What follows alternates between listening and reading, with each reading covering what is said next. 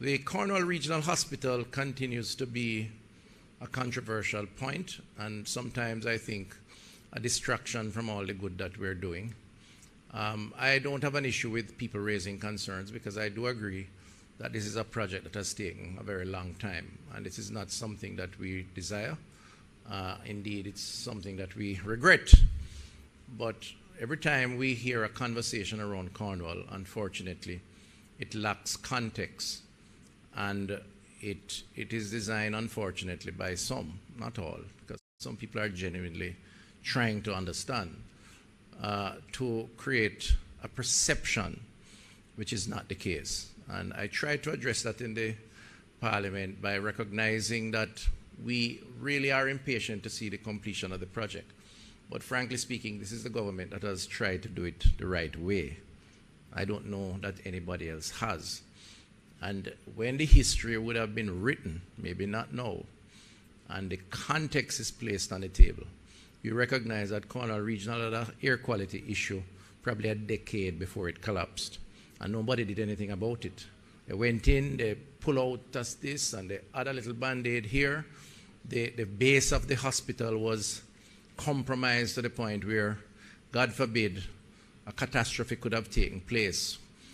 We had to reinsure or reinforce that. We had to take out the boiler system in the middle of the building. We had to deal with all the steel work that was protruding at various levels of the floors and so on. So what we have done is an entire stripping down of the hospital, the building, literally to nothing, taking out all the pipes, the electrical, the roof has to be changed, and I could go on and on. Covered areas that were not covered, so we created greater levels of square footage space, and we are now in the stages of essentially building a new hospital. And I'm not going to not say it any other way, because that's what we're doing. The only remaining thing that will be there when we open Cornwall Regional is the 10 floors. This 10-story concrete structure will be the only consistent physical part of the building. And indeed, it has undergone substantial transformation, because we had to go floor by floor to reinforce. Now I want to clear up a couple of misperceptions, again, because repetition is good. Firstly, to date we have spent 3.5 billion, as said on the screen. This year we're projected to spend 5.81. And that's because this year, and it has started, we're now putting in the internals of the building. All the designs are complete, so we have, this is how the operating theaters are going to look. We have 5 brand new operating theaters that are going in there, 5, right? This is how the waiting area will look, A&E will look, the wards will look. All of those designs, and we had to do new designs, because the new designs, because there was a shell, there was nothing. It's just the building, and the entire floor was empty. And the team, led by the project manager and the Office of the PS and others, and the contractor and all the associated stakeholders are busy, including the technical medical staff at Cornwall, have now signed off, and we are now getting to that point where you will see floor by floor being reopened. This cannot be considered a cost overrun. And by any definition, those who want to know just need to check the dictionary probably, or ask an expert what overrun mean from rescoping. Because when it was a ventilation system, there was a cost related to a ventilation system. When it became taking out the broiler, reinforcing the base, taking out every window and every door, dismantling every whole operating theater, removing all the debris, taking out parts of the building that they say had asbestos or something, right? One section. It had to be rescoped. Rescoped. Cannot be considered a cost overrun, right? And hence the new cost associated. Now, we could have decided, the government, that tell you what, just put in the new ventilation system, and when it breaks down again, next time, mold or whatever, we just have to move out people or inconvenience people. We decided not to do it. I believe and I'm, self-praise is no recommendation. It's not up to me alone. It's a cabinet. We were bold in taking a decision that we were going to solve the problem once and for all. And it took guts to do that. But it also took a lot of work, because what we did, having taken that decision based on the recommendations of the experts, we had to create a hospital around the hospital, which is the other misconception about the 21 billion and its expenditure. First of all, we haven't spent 21 yet. It's a projection, okay? Secondly, it involved a plan. It was a parallel plan. One was to strip the main building down, to restore it as a modern building. Every single thing in that building will be new when it's finished. Every equipment, every diagnostic, every tool, everything. And the second, which was more important at the time, was what do we do with the 450 people who were in beds in the hospital when the thing was collapsing? What do you do with the 500 patients each day who came in as outpatients to see a doctor because they had a massive outpatient service? What do you do with the dozens of people who have heart attacks, gunshot wounds, car accident, who came to accident and emergency every single day, 24/7? A hospital is an essential service for those who don't know. And I don't mean to insult anybody's intelligence. It's a 24-hour, 7-day-a-week, 12 months of the year service. You can't just stop it and wait until you build a new one. If it worked like that, then we probably would have had a renovated Cornwall 2 years after. But let's face it, we had to kind of go along, build out a structure around the structure, which meant bringing in Noel Homes in Hanover, Falmouth Hospital in Trelawney, building out 2 additional operating theaters, for example, in Trelawney, renovating buildings, shutting down the Mount Salem Clinic, which is on the compound, converting it into an A&E, doubling the capacity, building a new diagnostic center, taking out all the nurses, some of them had to be relocated, converting the nurses' quarters into inpatient wards. So we had to go in there, and you don't just take out the nurse and put patient in the ward. You have to put in plugs, to put in ventilators and piping and for oxygen. Dialysis,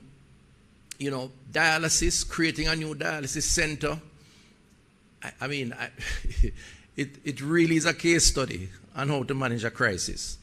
And I am of the view, contrary to many people, that it is nothing short of heroic what the team has done, those on the ground at Cornwall, to maintain a service while dismantling a main building. And it costs money. So some of the 21 billion, the 3.5, not the 21, the 3.5 that was spent on Noel Homes, Falmouth, and building out all of these services around the hospital. And it was done because it had to be done. Otherwise, we'd have to put 450 people on the road. And clearly, that's not practical, and that certainly would not be an option for the government of the day. So when we speak about Cornwall in this kind of disparaging way, it is an insult, I believe, to the people who have been involved in the process, the doctors and the nurses. It is an attempt at discrediting the government. The government is not, well, let me not say the government. I am not devoid of criticisms, because there are some things we could have done differently if in 2020 vision. We went through several project managers. We started with the UDC, then we moved to UNOPS, we went overseas, because we never had any experience in hospital build-out. So we went to the United Nations hospital system. They changed about 3 project managers during the time because it wasn't working.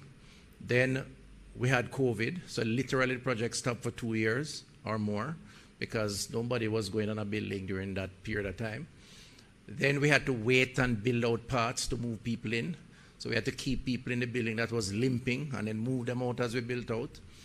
It is a classic case of case management and around crisis, but it's also an example of what a position not to get into and why maintenance of our infrastructure is important, which is why every new infrastructure we're building now, we are including in that a maintenance schedule or a service level agreement that is going to require routine maintenance, so we never get back to the Cornwall Regional debacle.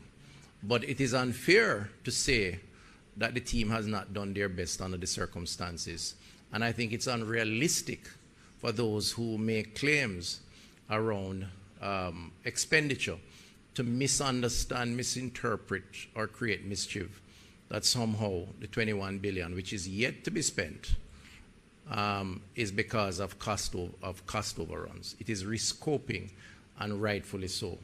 I see the minister waiting on me to sit down, so I'm passionate about this one. And you notice I haven't looked at the script, right? I kind of know it by heart now. So where are we going with Cornwall? This year, we're going to see significant work on the internals, both that and Western Child. And the intention is to phase the reopening, which hopefully will mean occupation or reoccupation of the building over time. And yes, it will go into next year, but we're going to do it right.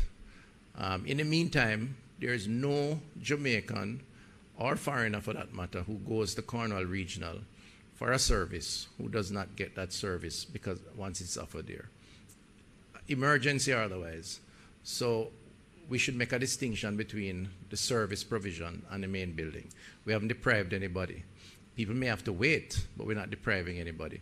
And in the meantime, I'm going to ask the people of Western Jamaica and others who may be anxious to recognize that I don't know, and maybe I'm wrong, of any project in Jamaica and maybe in the Caribbean where you have an active hospital compound that sees thousands of people every week and 2 active construction sites on the same compound.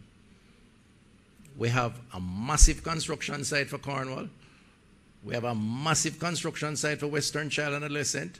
Workmen, cranes, trucks, things going in and going out, and we're pushing people in trolleys and on stretchers and carrying them from one space to the next. And we haven't really suffered any major fallout in terms of infection issues and so on. I'm telling you, the people on the ground should be seen as heroes as opposed to villains. And I'm not saying me. You can make me be the villain. I don't have a problem with that. I know what I have to do, and we're pressing ahead. But the people there, you know, the community should be treating them in a special way because they put up with all of that. Noise pollution, dust pollution, all of those risks, and they have had to manage that. And I salute them, and I will continue to do so now and in the future. So, ladies and gentlemen, I think that may be it. There wasn't any other sliding. No.